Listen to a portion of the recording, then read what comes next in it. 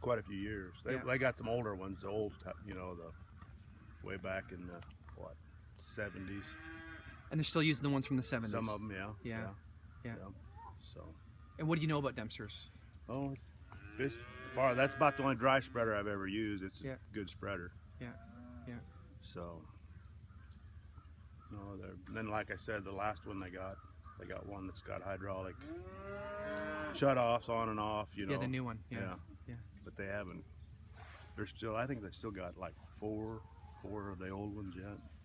They just rebuild them. They still keep on going. And they still rebuild them and they keep going. So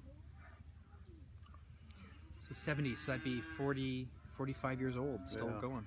Because I used to work at the elevator in the 70s, and that's when we got them new. Was back in there, middle 70s, somewhere in there. So they've been around a long time. Now, which elevator was that with who? The Odell elevator here. And that's part of who now? Well, it's Dorchester. It's part of the Dorchester Co-op now. The Dorchester one, they amalgamated, right? Yeah, the big one. They keep getting bigger all the time. What are they worth now? I don't know. I wouldn't have any idea. It's quite a bit. Gotta be like $1 billion now, right? Yeah, well, at least, yeah. Each, they keep adding new tubes all the time. Keep building on fertilizer stuff and everything. They just keep adding stuff to it. So bigger and bigger. I don't know if that's good or not. But. I don't know either. And what's your full name, just so we've got it too? Dennis Robert Costal. Okay. And you're from Odell, right? From Odell, yeah. Thanks, Dennis. Yeah. Now your brother's next. So what's your name, sorry? Don Costal. Yeah. Okay. And where are you from, Don? Odell, Nebraska. Okay. So what do you know about Dempster's? Well, it was a good company years ago, and they made some really good spreaders. And they've got one of the top line spreaders, I think, that they make. And they used to be in the windmill and pump. Made those years ago too. Some of those are still around for good antiques or whatever. So, but I don't know if they still make them or not now. Do they? Some parts for it. They're going to probably be starting back up. The submersible pumps, they did a couple years ago. We're starting that back up, and also the windmill. But they're doing a whole new, different branding with it. But did you guys ever do the tenders? Did you ever see the Dempster's tenders? You had them sitting up there at Beatrice, didn't you? Yeah. On the lot there? Yeah. That's where I'd seen them, So have you used Dempster's spreaders? Years ago, we used to, from the elevator. Yeah, we've used them. Just within the last few years, too. Yeah. So, no, that's how and now they got a big, I don't know if it's a big floater they put dry on with. Yeah, some people are doing that. Yeah, that's what they got. So most of that's how it gets done. Yeah, years ago we used to plant a fair amount of wheat, and we'd always take the spreaders out and put the fertilizer on before we sowed wheat. And why'd you stop doing wheat? Well, then we couldn't get it planted on time after our rotation of corn and soybeans, and then it seemed like it just didn't work for us. So you just do corn and soybeans? Corn and soybeans now, yeah. So you were trying to rotate, and just with the timing it didn't work? Yeah. And with all the cattle too, how many heads of cattle do you have? Yeah, well, a couple hundred. Yeah. Just us. You two, eh? And then he's got some sons. I got two boys that got cattle too, but they're not on this farm. They're on a different farm. So.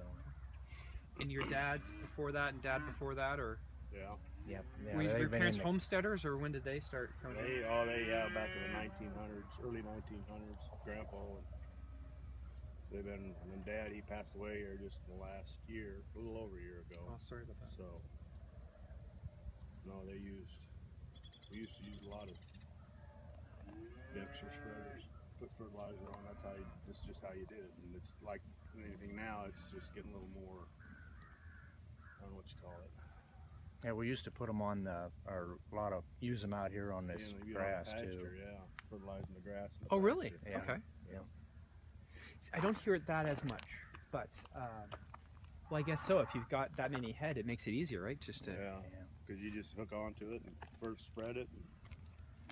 Got to do it normally right after it snow, or the last snow or whatever, when it's ground's fit to travel. Yeah, thawed down.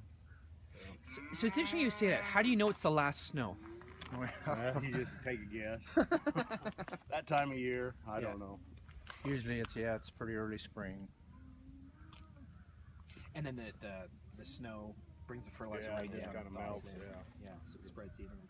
Yeah. Now, what do you think about the spread pattern?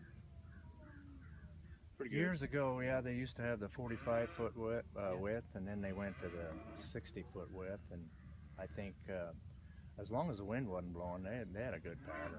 Yeah. The wind got to blowing too hard, then you had to. You can adjust it with a 5-second patented thing, but it's the wind, right? Yep. It's because it's You gotta watch the clean wind, product, yeah. Now, did you have to rent the spreaders from Dorchester, or was it Yeah, you had to included in you the had to rent. fertilizer? Yeah, well, the rent was included in the price of the fertilizer. Right, yeah. So you just paid whatever it was, and then that paid for the rent of the spreader too. And how many acres did you guys do? I don't know. It varied from year to year. There's 1,000 acres of grass out here, but we didn't do it all. But, Yeah. And then plus Plus the farm ground. farm ground, we probably went over quite a few acres. 800,000. Well, we farmed probably over 2,000 acres of row crop. So Yeah, but it don't all They get don't dry all get all fertilizer. fertilized. Right. There's certain Right. fields Right. every year, Yeah. So I'd probably average a couple hundred acres a year. What do you guys think about technology? Because I don't know if you know, but we have a GPS and the variable rate now. What do you guys think has technology changed? Yeah, I It's think coming it's right good, in. yeah. It's probably a good deal. One last question is, just lost it. Being made in America. I mean, you've seen a lot of farm equipment that's made overseas Elsewhere, That's or anything one else. What do you think about being made in America? That's the only thing a it big should be. plus. Big Yeah. plus. It ought to be made in America. It's just the way